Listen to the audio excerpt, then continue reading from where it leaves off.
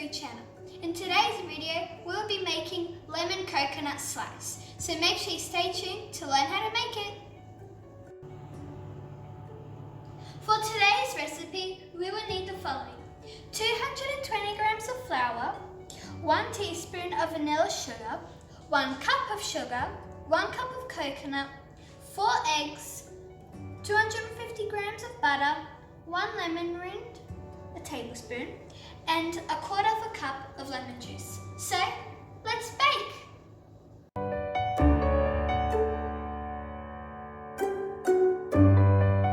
Let it melt on medium heat.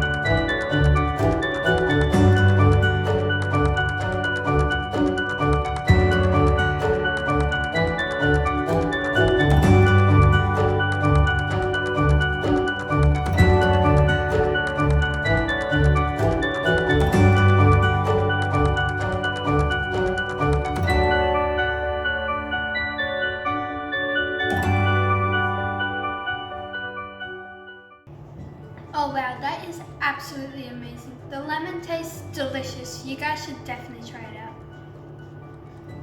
Make sure to like, subscribe, and turn on those post notifications so you can get notified whenever I post a new video.